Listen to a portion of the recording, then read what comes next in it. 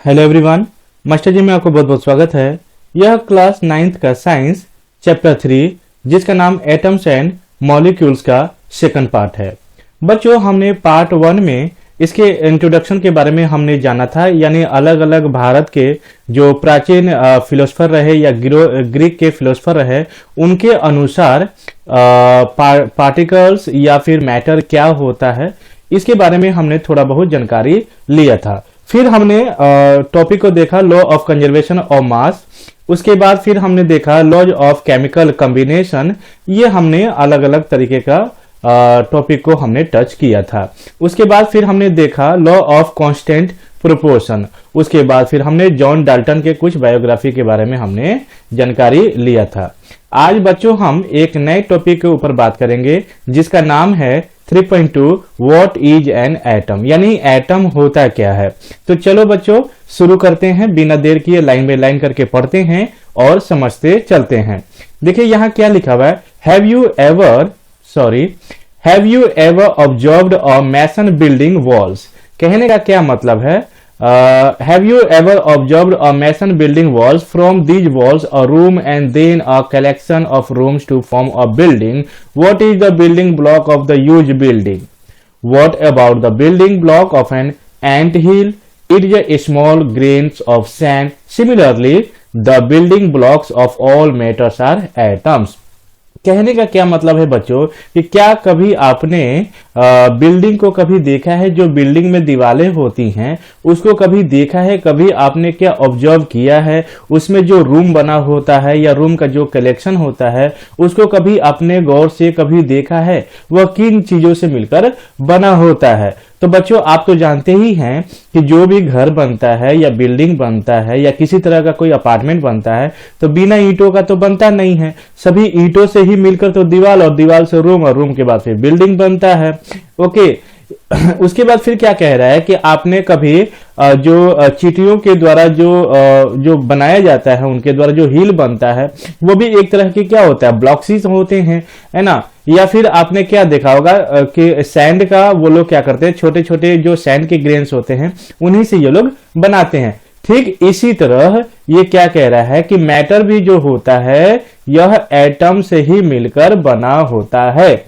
Okay बच्चों, next topic हम देखते हैं हाउ बिग आर एटम्स, यानी जो एटम्स होते हैं वो कितने बड़े होते हैं। अभी तक तो हमने जाना कि एटम्स होते हैं और एटम से ही मिलकर मैटर बना होता है, लेकिन ये कितने बड़े होते हैं। यहाँ पे क्या लिखा हुआ है, atoms are very small, they are smaller than anything that we can imagine और कंपेयर विद। यानी जो एटम्स होते हैं वह बहुत ही छोटे होते हैं, यहां तक कि हम उसके बारे में इमेजिन भी नहीं कर पाएंगे, हम उसके बारे में सोच भी नहीं पाएंगे कि वह कितने छोटे होते हैं। More than millions of atoms when stacked would make a layer barely as thick as the sheet of paper. यानी कहने का मतलब कि मान लीजिए आपके कॉपी का या बुक का जो पेज है उसका लाखवां हिस्सा भी अगर हम साथ में मिलाते हैं तब जाके एक एटम बनता है। या अपने बालों के बारे में कहें कि ये जो बाल कितना छोटा होता है, कितना पतला होता है, तो ये जो बाल बना है ना तो इसका लाखवां हिस्सा सभी मिलकर, ओके, तो इसका जो एटम्स होगा, ये बाल का जो एटम्स होगा उसका वो लाखवां हिस्सा कहलाता है एटम्स। ओके, तो आप इमेजिन कर सकते हैं, कल्पना कर सकते हैं कि एटम्स कितने छोटे होते हैं। यहां पे देखिए क्या दिया हुआ है, atomic radius is measure in nanometres. यानी ये जो एटम्स होता है इसके रेडियस को मेजर करने के लिए जो हम स्केल का यूज करते हैं उसे हम नैनोमीटर्स कहते हैं। ओके, यहां पे लिखा है 1/10⁹ इक्वल 1 नैनोमीटर। ओके बच्चों, यानी 1 मीटर में हम कह सकते हैं 10⁻, यानी 10 के आगे हम 9 जीरो लगा देंगे, उतना होता है, नैनोमीटर होता है। ओके बच्चों, यहां पे देखिए आपको यहां बताया गया है। इसी तरह और भी हो सकता है, जैसे एटम ऑफ हाइड्रोजन, तो इसका क्या होगा 10⁻⁻10। Molecule of water, molecule of haemoglobin जो हमारे ब्लड में मिलता है। ग्रेन ऑफ सैंड, यानी जो बालू का छोटा सा कण देखते हैं उसका देखिए नैनोमीटर कितना होता है, तो 10⁻⁻4। आंट का कितना होता है, एप्पल का कितना होता है। ठीक है बच्चों, तो इस तरह से यहां पे शो करके आपको दिखाया गया है। आगे देखते हैं बच्चों, आगे क्या लिखा हुआ है। We might think that if atoms are so insignificant in size, why should we care about them? यानी जब हम जानते हैं कि ये एटम्स इतने छोटे होते हैं कि हम उसे देख भी नहीं पाते, यानी इनका साइज इतना छोटा होता है कि हम इसको देख भी नहीं पाते, फिर इसके बारे में हम जानकारी क्यों ले रहे हैं, क्या मतलब है इसका? तो बच्चों इसका इसलिए हम पढ़ाई कर रहे हैं या इसलिए जानकारी ले रहे हैं क्योंकि देखिए यहां क्या लिखा हुआ है, this is because our entire world is made up of atoms, यानी इस दुनिया में जितने भी तरह के जो भी मैटर है वह सभी एटम से ही मिलकर बना हुआ है, इसलिए यह जरूरी बन जाता है कि इसके बारे में हम इसके साइज के बारे में जानकारी लें। We may not be able to see them, यानी हम इस एटम्स को देख नहीं पाते हैं, बट दे आर देयर, लेकिन यह होता है, and constantly affecting whatever we do, यानी जो कुछ भी हम अपने दिनचर्या में जो भी दिन में एक्टिविटी करते हैं ये हमें क्या करते हैं, कहीं ना कहीं इफेक्ट करते हैं। थ्रू मॉडर्न टेक्निक, यानी मॉडर्न टेक्निक के थ्रू हमने क्या किया, we can now produce magnified images of surface of elements showing atoms, यानी आज के इस आधुनिक समय में मॉडर्न डे में हमने क्या किया कि उस एटम्स को मैग्निफाइड करके, यानी उसके सरफेस को, एलिमेंट के सरफेस को हमने मैग्निफाइड करके देखा कि यह किस तरह से ये सभी एटम दिखते हैं। तो यहां पे देखिए क्या लिखा हुआ है, an image of the surface of silicon. बच्चों ये सिलिकॉन है और इसमें जो भी छोटे छोटे जो आपको डॉट दिख रहे हैं ये सभी एटम्स हैं। ओके बच्चों, तो इसको किस तरह से देखा गया, तो हमने एक नए तरीके का टेक्निक को हमने इजाफा किया और उसके माध्यम से इसको हमने देखा। नेक्स्ट टॉपिक है बच्चों हमारा 3.2.1, what are the modern day symbol of atoms of different element. बच्चों अभी तक तो हमने जाना कि एलिमेंट क्या होता है, ओके हमने जाना कि एटम से ही मिलकर क्या बना होता है, मैटर बना होता है। ओके ये एटम क्या होता है, एटम कितने बड़े होते हैं ये तो हमने जानकारी ले लिया, लेकिन अलग अलग तरीके का जो एलिमेंट होता है उनका सिंबल किस तरह का होता है, उनका चिन्ह किस तरह का होता है। तो आइए जरा यहां पे नजर डाल लें। Dalton was the first scientist, यानी जो डेल्टन थे, जॉन डेल्टन, उन्होंने यानी जो वो साइंटिस्ट थे उनके अनुसार क्या किया, यहां पे क्या लिखा हुआ है, Dalton was the first scientist to use the symbol for element in very specific sense. यानी डेल्टन ने क्या किया कि डेल्टन वह ऐसे पहले साइंटिस्ट थे, ऐसे वैज्ञानिक थे जिन्होंने सिंबल अलग अलग तरह के जो भी एलिमेंट थे उनका सिंबल उन्होंने एक खास तरीके से दिया। क्या दिया, when he used a symbol for an element also meant a definite quantity of that element.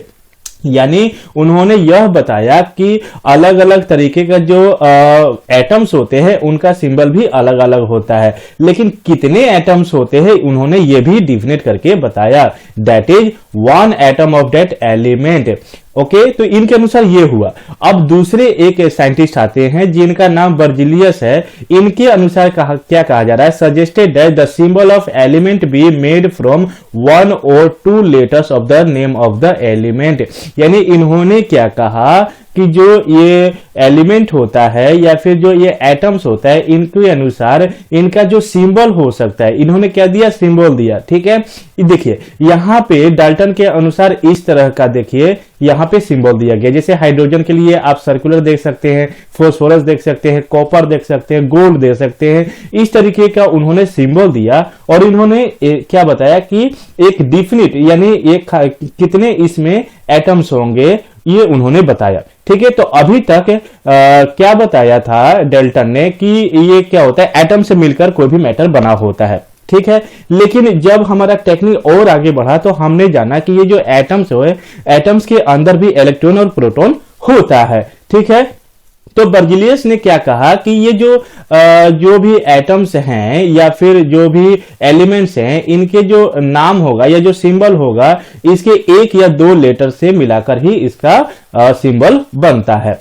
ठीक है बच्चों, आगे देखते हैं। यहां देखिए अलग अलग दिया हुआ है symbols for some element as proposed by Dalton. ये डाल्टन के अनुसार बच्चों ये सिंबल यहां बनाया गया है। ठीक है बच्चों, आगे देखते हैं आगे क्या दिया हुआ है यहां पर, इन द बिगिनिंग यानी शुरुआत में the names of element, in the beginning the names of element were derived from the name of place where they were found for the first time. यानी जो भी हमने एलिमेंट का जो सिंबल दिया वह ऐसा नहीं है। मान लीजिए कि जिंक है, तो जिंक को हम किस तरह से डिनोट करते हैं, Zn से करते हैं, ठीक है। कार्बन को हम C से करते हैं, ओके। हाइड्रोजन को हम H से डिनोट करते हैं। तो ये H, C जो भी हम बोल रहे हैं ये ऐसे ही नहीं है कि हमने ऐसे बस हवा में कह दिया, बस ये नाम रख दिया जाए तो हो गया उस दिन से, ऐसा नहीं है। ये इसलिए कहा जा रहा है क्योंकि जहां पे ये एलिमेंट पाया गया जगह पे, जिस जगह पे पाया गया, तो उसी के नाम से इस चीज का जो पहला अक्षर 1 या 2 से मिलाकर उसका सिंबल बना, ओके। फॉर एग्जाम्पल यहाँ पे क्या दिया हुआ है उदाहरण में, the name copper was taken from Cyprus, okay. यहां पे देख सकते हैं कि जो कॉपर एलिमेंट हमें मिला यह सिप्रस से मिला, इसीलिए हम यहां पे दे रहे हैं, ओके, उसका सिंबल दे रहे हैं। Some names were taken from a specific colour. कुछ आगे चल के क्या हुआ कि अभी तक तो हमने जगह के बताया कि जगह के कारण उसका नाम भी जगह पे ही पड़ गया, यानी पहला लेटर हमने उठा के रख दिया। आगे चल के उसके कलर पे भी डिपेंड किया, जिस कलर का होगा उसी कलर के फर्स्ट अल्फाबेट को या सेकंड अल्फाबेट को उठा के नाम रख दिया गया। For example gold was taken from the English word meaning yellow, okay. यानी इंग्लिश में हम कहें तो गोल्ड को येलो कहते हैं, यानी ठीक है, जो गोल्ड का कलर होता है कैसा होता है, येलो होता है नाउअडेज। लेकिन आजकल बच्चों ऐसा नहीं है, एक संस्था है बच्चों, ओके। पूरे वर्ल्ड में एक संस्था है, जैसे लिखा हुआ है यहाँ पे IUPAC, मतलब international union of pure and applied chemistry. इनके अनुसार ये संस्था क्या कहती है, is an international scientific organisation. बच्चों एक तरह का ये ऑर्गेनाइजेशन है, ओके। IUPAC ये क्या कहता है, which approves names of element, symbol and units. Many of the symbols are first 1 or 2 letters of the elements name in English। यानी जो भी इंग्लिश में इसका नाम होता है उसके शब्दों से, यानी उसके वर्ड से 1 या 2 लेटर उठाकर उसके सिंबल बना दिया जाता है। जैसे the first letter of a symbol is always written as a capital letter upper case and the second letter as the small letter lower case. जैसे बच्चों अगर मैं आपको पीरियोडिक टेबल दिखा पाऊं, यहां पे आप देख पा रहे होंगे, जैसे देखिए हीलियम, ये देखिए ये H फॉर हाइड्रोजन यहां पे लिखा हुआ है, ठीक है। ये Li से लिथियम हो गया, ओके। ये अलग अलग आप देख सकते हैं, ये बेरियम, मैग्नीशियम, ये सब आप देख सकते हैं कि उसके फर्स्ट या सेकंड लेटर से मिलाकर एक तो पहला हो गया, यानी पहला जो वर्ड होगा, जो पहला लेटर होगा वो कैपिटल होगा, उसके बाद स्मॉल होगा। और ऐसा नहीं है कि हम सेकंड वाला ही उठाएंगे, कोई भी उठा सकते हैं, ठीक है बच्चों। आप यहाँ पे देख सकते हैं अलग अलग तरीके का क्या क्या आप दिया हुआ है, ओके। आप यहाँ पे देख सकते हैं अल्युमिनियम का देख सकते हैं, Al से बना है, ओके। और भी आप यहाँ जितने भी तरह के एलिमेंट्स दिए हुए हैं, यानी जो भी चीज दिया हुआ है इसके फर्स्ट लेटर तो क्या होगा, कैपिटल होगा, लेकिन उसके बाद क्या कोई भी लेटर होगा उसको उठा के हम स्मॉल लेटर में लिखेंगे, ठीक है बच्चों। आते हैं अब चैप्टर के ऊपर। अब चैप्टर के अनुसार देखिए यहाँ कुछ एग्जांपल्स दिए हुए हैं। नंबर 1 में हाइड्रोजन, हाइड्रोजन को हम H से डिनोट करते हैं। एल्युमिनियम को देखिए यहाँ पे Al से कर दिया, यानी स्टार्टिंग वाला जो लेटर था फर्स्ट वाला उसको हमने कैपिटल लिया, उसके बाद का हमने L ले लिया, यानी स्मॉल में ले लिया। लेकिन ऐसा नहीं है कि दोनों को हम कैपिटल में कर देंगे, नॉट Al, ओके। इसी तरह अगर कोबाल्ट को हम देखें तो C और कैपिटल होगा और जो O होगा वह स्मॉल लेटर होगा, ना कि दोनों कैपिटल लेटर होगा, ठीक है बच्चों। मुझे ऐसा लगता है कि आपको समझ में आ रहा होगा। आगे देखते हैं आगे क्या लिखा हुआ है। Symbols of some elements are formed from the first letter of the name and a letter appearing letters in the name, examples are first chlorine। अब यहां देखिए ऐसा नहीं है कि जो स्टार्टिंग का जो कैपिटल है वो तो हमने कैपिटल में ले लिया, ठीक है। जो भी पहला लेटर है उसको तो हमने कैपिटल ले लिया, लेकिन उसके बाद H आ रहा है तो हमने CH क्यों नहीं लिया। बच्चों ऐसा कोई जरूरी नहीं है कि हम H को ही ले, L को ही ले या फिर O को ही ले। हम फर्स्ट लेटर के बाद हम चाहे G से भी ले सकते हैं, ये कोई मायने नहीं रख सकता है। जैसे कि आप जिंक के भी देख सकते हैं, ZINCE होता है, ठीक है, जिंक में होता है, लेकिन हमने क्या लिया, Z और N से हम जानते हैं कि जिंक होता है, ओके बच्चों। आगे देखते हैं चैप्टर में क्या दिया हुआ है। other symbols have been taken from the names of element in Latin। और भी जितने तरह के जो भी एलिमेंट हुए, इसका जो सिंबल्स हुआ, इसको हमने लैटिन शब्द से लिया है ना। लैटिन से लिया है, जर्मन से लिया है और ग्रीक से लिया है। एग्जांपल्स के रूप में अगर हम बात करें, the symbols of iron is Fe। अब आप कहोगे कि आयरन का स्पेलिंग तो IRON होता है, फिर हम Fe क्यों लेते हैं? क्योंकि बच्चों ये इसका जो इंग्लिश में नाम होता है, यानी लैटिन में या जर्मन में या ग्रीक में होता है, उसको हम क्या कहते हैं? देखिए अभी यहां पे लिखा हुआ है, लैटिन में हम आयरन को फेरम कहते हैं। ओके, इसी तरह सोडियम का Na होता है, तो Na का मतलब जो लैटिन शब्द में होता है वह लैट्रियम कहलाता है। पोटेशियम को हम K कहते हैं क्योंकि यह कैलियम होता है लैटिन भाषा में। ओके बच्चों, आप समझ पा रहे होंगे। Therefore, each element has a name and unique chemical symbol। यानी जितने भी तरह के इस पीरियोडिक टेबल में आपको एलिमेंट दिखाई दे रहा होगा, सबका अपना अपना यूनिक एक सिंबल होता है। जो कि बच्चों अगर आप इस क्लास में अगर 1 to 30 एलिमेंट्स अगर आप याद कर ले तो आपके लिए बहुत अच्छा होगा, क्योंकि नेक्स्ट क्लास में तो आपको याद करना ही पड़ेगा। ओके, आगे देखते हैं आगे क्या दिया हुआ है इस चैप्टर में। Passage of time and repeated usages you will automatically be able to reproduce the symbol. जैसे जैसे आप पढ़ते जाएंगे आप खुद पे खुद बनाना इसको सीख पाएंगे। ओके बच्चों नेक्स्ट टॉपिक है हमारा 3.2.2 एटॉमिक मास। बच्चों ये एटॉमिक मास क्या होता है? यानी दुनिया में जितने भी तरह के एलिमेंट होता है, मैटर होता है, उन सब का कुछ ना कुछ अपना वजन होता है।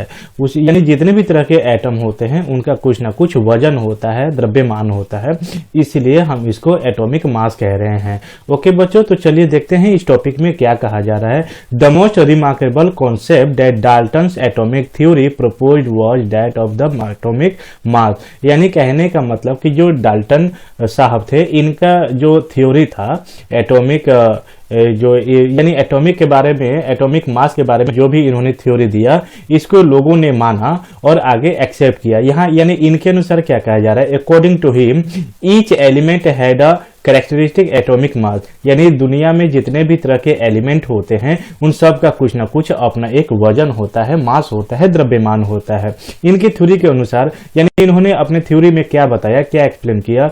The theory could explain the law of constant proportion so well that scientists were prompted to measure the atomic mass of an atom। कहने का मतलब कि इन्होंने क्या कहा अपने एक थ्योरी के अनुसार, यानी लॉ ऑफ कांस्टेंट प्रोपोर्शन। आपको अगर आपने हमारा वीडियो पार्ट 1 अगर देखा होगा तो उसमें बताया गया है लॉ ऑफ कांस्टेंट प्रोपोर्शन, यानी जितने भी तरह के जो भी एलिमेंट होता है उनका कुछ ना कुछ प्रोपोर्शन होता है, कांस्टेंट होता है। ठीक है बच्चों, आगे देखते हैं आगे क्या लिखा हुआ है। तो आगे चल के साइंटिस्टों ने क्या कहा, इसको बात को माना और कहा कि चलिए ठीक है, इसके आगे हम जितने भी तरह के एटम्स होते हैं सबका हम मेजर करेंगे, सबका मास के ऊपर ही हम आगे काम करेंगे। Since determining the mass of an individual atoms was relatively difficult task, relative atomic masses were determining using the laws of chemical combination and the compound formed. इसका क्या कहने का मतलब है बच्चों? यानी जो भी एटम्स होता है सभी एक दूसरे से क्या होता है, वो सभी एक दूसरे में डिवाइड होते चल जाते हैं और एक सभी यानी मैटर जो है एक दूसरे में डिवाइड होते होते एक लास्ट का जो बचता है जिसको हम डिवाइड नहीं कर पाते हैं उसी को हम एटम कह रहे हैं। ठीक है, यानी इंडिविजुअल एटम। और आगे चल के ये इतना थोड़ा सा मुश्किल हो गया था, ऐसा भी नहीं था कि ये टास्क यानी हर किसी का एटॉमिक मास निकालना आसान हो गया था। तो इन्होंने एक नया फॉर्मूला आजमाया जो कि रिलेटिव एटॉमिक मासेस कहलाया। ठीक है, तो कौन सा लॉ लगा के हमने इसको यानी साइंटिस्ट लोगों ने निकालने की कोशिश किया, तो उसको हम कहेंगे लॉ ऑफ केमिकल कॉम्बिनेशन, जो कि एक कंपाउंड बनाता है। बच्चों ये कंपाउंड क्या होता है? यानी दो तरह के एलिमेंट को हम जब जोड़ते हैं, मिलाते हैं, तो जो हमें प्रोडक्ट के रूप में मिलता है उसी को हम कंपाउंड कहते हैं। जैसे हमने हाइड्रोजन को मिलाया और ऑक्सीजन को मिलाया तो हमें क्या मिला? H2O मिला, यानी हमें वाटर मिला। यानी वाटर क्या हुआ? तो वाटर एक कंपाउंड हुआ। और हाइड्रोजन और ऑक्सीजन क्या हुआ बच्चों? तो ये दोनों एक एटम हुए।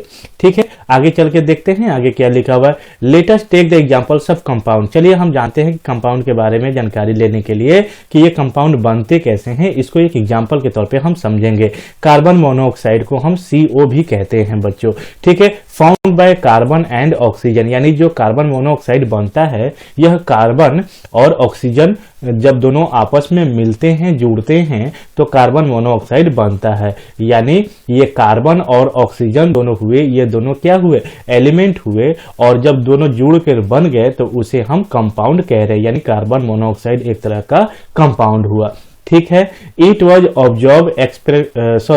It was observed experimentally that 3 gram of carbon combines with 4 gram of oxygen to form CO। यानी कार्बन मोनोऑक्साइड बनाने के लिए यहाँ पे क्या लिया हुआ है, यानी 3 ग्राम हमने कार्बन लिया और उसको जोड़ दिया, हमने कंबाइन कर दिया 4 ग्राम ऑक्सीजन के साथ, जो कि हमें प्रोडक्ट के रूप में हमें क्या मिला, कंपाउंड के रूप में कार्बन मोनोऑक्साइड मिला। अगर हम दूसरे शब्दों में कहें, in other words carbon combines with 4/3 times its mass of oxygen. Okay बच्चों, यानी 3/4 जो इसका गुना जो होगा वह मास ऑफ ऑक्सीजन होगा। Suppose we define the atomic mass unit. Okay बच्चों, बच्चों यानी पहले के जो साइंटिस्ट लोगों ने था इसको एटॉमिक मास यूनिट का, यानी इसके स्केल को मेजर करने के लिए एक हमें यूनिट चाहिए था। जैसे मान लीजिए मास का जो अगर हम SI यूनिट कहें तो क्या होता है, ग्राम होता है। केजी हम नहीं कहते हैं, किलोग्राम नहीं कहते हैं, ग्राम कहते हैं। क्यों? क्योंकि मान लीजिए कि अगर आधा केजी है तो क्या कहेंगे, 1/2 केजी तो कह नहीं सकते, ये थोड़ा सा अजीब लगेगा, इसलिए हम उसको 500 ग्राम कहते हैं, ठीक है बच्चों। आगे चल के क्या हुआ, यानी ये जो पहले के साइंटिस्ट लोगों ने था, अर्लियर ऑब्रिविएटेड, यानी पहले इसको AMU कहा जाता था, इसका मतलब क्या, एटॉमिक मास यूनिट। लेकिन बाद में चल के IUPAC के अनुसार क्या कहा, इन्होंने एक रिकमेंड किया कि इसे हम AMU ना कह के हम इसको सिर्फ U से डिनोट करेंगे, यानी यूनिफाइड मास हम कहेंगे। तभी आप देखते होंगे कि कहीं भी अगर यूनिट लिखा जाता है तो यू सिंबल से हम डिनोट करते हैं, जो कि हम उसको यूनिफाइड मास कहते हैं, as equal to the mass of 1 carbon atom. यानी ये जो कार्बन का एक एटम होता है, ठीक है बच्चों, देन यानी इसको हम 4/3 कह सकते हैं। Then we would assign carbon an atomic mass of 1.0 U for unit and oxygen an atomic mass of 1.3 U. However, it is more convenient, यानी पहले से ये काफी ज्यादा आसान हो गया इसको समझने के लिए। यहाँ पे देखिए बच्चों, आपको अलग अलग सिंबल दिखाई दे रहे होंगे। इधर आपको लेफ्ट हैंड साइड में एलिमेंट है और राइट हैंड साइड में सिंबल है। ये सभी बच्चों जो भी दिया गया है आप प्लीज इसको याद कर लें। इसका अगर अच्छा होगा अगर आप 1 to 30 से लेकर सभी एलिमेंट, उसके एटॉमिक मास और सिंबल अगर आप याद कर ले तो आपके लिए बहुत अच्छा होगा। चलिए आगे देखते हैं आगे क्या दिया हुआ है। होल नंबर और as near to a whole number as possible, यानी उन्होंने क्या कहा कि एक होल नंबर से लेकर हम चलते हैं। अब ये होल नंबर क्या होता है, नेचुरल नंबर क्या होता है बच्चों, आप बहुत अच्छे से जानते होंगे। While searching for various atomic mass unit, यानी आगे चल के जब साइंटिस्टों ने अलग अलग चीजों का मास निकालने की कोशिश किया, खोजा, ओके, तो शुरुआत में साइंटिस्टों ने क्या किया, scientist initially took 1/16 of the mass of an atom of naturally oxygen as the unit, यानी प्राकृतिक में जो भी ऑक्सीजन मिलता है उसको इन्होंने क्या मान लिया कि इसका जो एटॉमिक मास होगा उसको इन्होंने 1/16 इसको एक्सेप्ट कर लिया कि चलो मान लेते हैं, और इसी से आगे का जो भी एलिमेंट होगा उसका हम मास निकाल लेंगे। This was consider related due to 2 reason. इसके पीछे इसका 2 रीजन रहा कि 1/16 इन्होंने ऑक्सीजन का ही क्यों लिया, क्योंकि देखिए 2 पॉइंट में यहाँ क्या लिखा हुआ है, oxygen reacted with a large number of element and formed compound, यानी कहने का मतलब कि ऑक्सीजन जो है ये हर किसी एलिमेंट के साथ रिएक्ट करता है और कंपाउंड निर्माण करता है, कंपाउंड फॉर्म्ड होता है, बनता है। This atomic mass unit gave masses of most of the element as whole number, यानी ये सभी के साथ रिएक्ट करके एक मास यूनिट देता है और जो कि होल नंबर में होता है। ओके बच्चों, लेकिन आगे चल के क्या हुआ, हाउएवर इन 1960 1961 यानी 1961 में क्या हुआ, for a universally accepted atomic mass unit carbon 12 isotope was chosen as the standard reference for measuring atomic masses. Okay यानी आगे चल के साइंटिस्टों ने क्या किया, 1961 के बाद यानी पूरा विश्व ने माना कि नहीं 1/16 जो था उससे सभी जो है सभी का एटॉमिक मास निकालना थोड़ा मुश्किल हो रहा था। तब जाके इन्होंने कार्बन को समझा। ओके कार्बन को लिया जो कि इसका 12 आइसोटोप होता है, यानी 12 जो कार्बन का 1 2 3 4 12 तक होता है बच्चों, ठीक है। लेकिन इन्होंने क्या माना, कार्बन 12 को माना। ओके आगे चल के देखते हैं क्या लिखा हुआ है, 1 atomic mass unit is mass unit equal to exactly 1/12। यानी अगर हम कार्बन का 1 एटॉमिक मास समझे तो ये 1/12 के बराबर होता है, exactly 1/12 the mass of 1 atom of carbon 12। Okay, the relative atomic masses of all elements have been found with respect of an atom of carbon 12। यानी जितने भी तरह के एलिमेंट होते हैं उन सभी का अगर मास निकालना हो तो यह कार्बन 12 उनके लिए सही फायदेमंद हो रहा था। ओके चलिए एक इमेजिन कीजिए, आप एक कल्पना कीजिए। ओके यहाँ पे एक स्टोरी टाइप का दिया हुआ है, imagine a fruit seller selling fruit without any standard weight with he.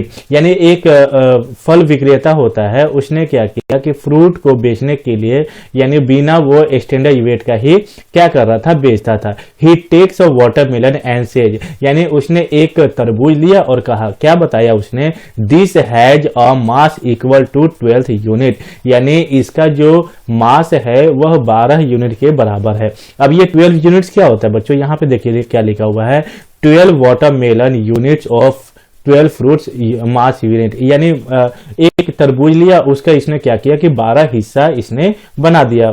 Okay यानी बराबर बराबर हिस्सों में इसको 1 वाटरमेलन को बांटकर इसने बना दिया।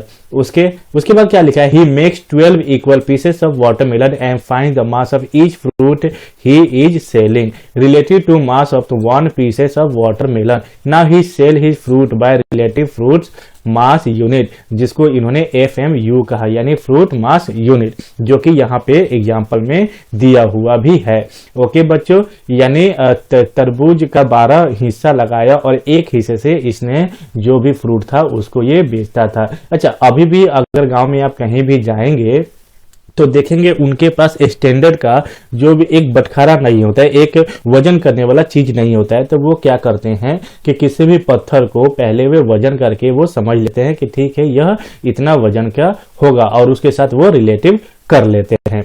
ओके बच्चों यहाँ पे आप देख भी सकते हैं, ए नंबर में जो फ्रूट दिया हुआ है वाटरमेलन है और बी नंबर में जो यहाँ पे ये जो इमेज दिया हुआ है वो क्या है, 12 हिस्सों में उसको 12 पीसेस में बांट दिया। और सी वालों को क्या कहा कि यह 12 एक वाटरमेलन का 12वां हिस्सा होगा। ओके और डी नंबर में क्या किया, how the fruit seller can weigh the fruits using pieces of watermelon. Similarly यानी इसी तरह से क्या हुआ, the relative atomic mass of the atoms of element defined as average, इसी को लेकर आगे एवरेज के रूप में इसको देखने लग गए। Mass of the atomic compare to 1/12 the mass of carbon 12 atom. Okay बच्चों तो यहाँ देखिए कुछ आपको एलिमेंट्स के एटॉमिक मास पहले से ही दिया हुआ है। बच्चों ऐसा नहीं है कि ये सारे कहानी आपसे पूछा जाएगा, आपसे सिर्फ ये जो यहाँ पे चार्ट में दिया हुआ है एलिमेंट और इसका एटॉमिक मास आपसे सिर्फ यही पूछे जाते हैं। तो बेहतर आपके लिए यही होगा कि सभी का एटॉमिक मास आप एलिमेंट का याद कर लीजिए, जो कि यहाँ पे हाइड्रोजन का 1 एटॉमिक मास होता है, कार्बन का 12 होता है, नाइट्रोजन का 14 होता है, अलग अलग आप यहाँ देख सकते हैं, इसको आप याद कर ले। ठीक है बच्चों आगे का जो टॉपिक है 3.2.3 how do atom exist. Okay इसको हम देख लेते हैं ये क्या कह रहा है। देखिए जो एटम्स होता है ऐसा नहीं है कि वो अकेले ही मिलकर बना होता है, वो अकेले ही रहता है। यहाँ पे देख लेते हैं क्या दिया हुआ है, atoms of most element are not able to exist independently, यानी ये सिर्फ अकेले ही नहीं रहते हैं।